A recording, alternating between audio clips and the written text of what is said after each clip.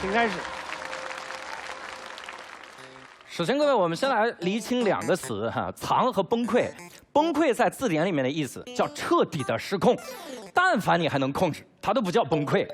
你说你崩溃了，然后你摔东西你就挑便宜的摔，然后你摔手机只摔别人的手机啊，你那不叫崩溃，你那叫表演崩溃，那是欧阳超的崩溃啊。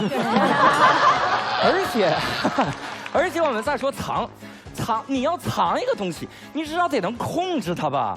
你说你都失控了，我怎么藏啊？这就好像地震来了，你也不跑，你就双手按着地面说，只要我晃动的足够快，一定能抵消它的震动。神经病嘛，这不是啊？而且你想想看，崩溃这个事儿，它就在一瞬间啊，你那个迹象是会被别人看到的呀。那你咋给别人解释嘛？啊，你夹着加班突然流泪了，然后你同事问你怎么了？你说我给面部补水呢。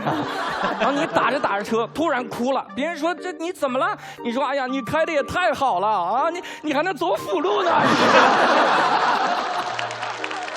这个东西你就没法藏，你藏哪儿崩。你想想看啊，我们藏到磁带里，它就变绷带啊；你藏到光盘里，它就变崩盘；你藏到床底下，它就变崩床，崩得你一宿睡不着，嗷在那大哭。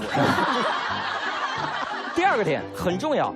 崩溃就是告诉别人你的极限在哪儿，就跟喝酒是一个道理。喝酒的时候，如何防止别人再继续劝酒？很简单，一个字儿，吐，是吧？你说再多喝不了了，没用，吐，是吧？你就把这个技巧用起来嘛。你领导已经让你改了10几版 PPT 了，然后说要不然今天晚上加班再改它几版，你当场就崩溃，那就做不了了哈。而且你崩溃的时候还吐在了键盘上，真的做不了了。老板一看说：“这你怎么哭着叫着像个孩子在胡闹啊？”你说：“因为我还是曾经那个少年，没有一丝丝改变。”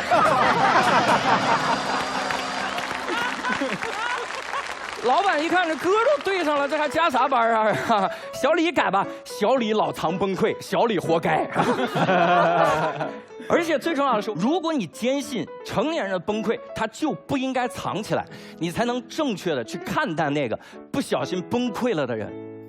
你看到一个人崩溃的时候，你应该知道，这是他自己在进行内心的重建和释放。在这一切之后，他会以崭新的面貌再重新面对这个生活。我们看待一个人的眼光越正确，这个世界才会变得越温柔。我不知道各位有没有看过在网上那个姑娘哭崩了的视频。那天是姑娘的生日，她自己打车下班回家，然后在开到一半的时候，领导通知她回去继续加班，姑娘当场就哭了。姑娘说：“我已经加班了半个多月了，完全没有休息啊！今天也要加班吗？今天是我的生日啊！没有任何一个人来祝我生日快乐，只有银行给我发了个信息，他说生日快乐。现在他们又要我回去。”各位，我不知道你看了那个视频之后，你心里会是什么样的感受？你也许会觉得特别的心疼，你心疼这个姑娘太不容易了。你也许心里会特别的悲哀，我们的世界到底怎么了？需要把人累成这个样子吗？你也许心里是难过，那份难过也许是替自己难过，因为这个姑娘让你想起了同样也是很久没有休息，内心早已崩坏的我们自己。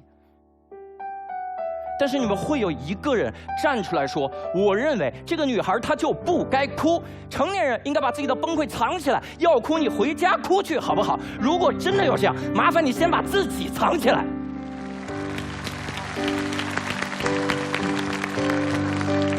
我们不会那样想，因为我们都是温柔的人。正因为有了我们这样的人，当时那个视频的底下是铺天盖地的一句话，叫“姑娘，祝你生日快乐”。如果崩溃是世界末日，那么释放它就是一场重生。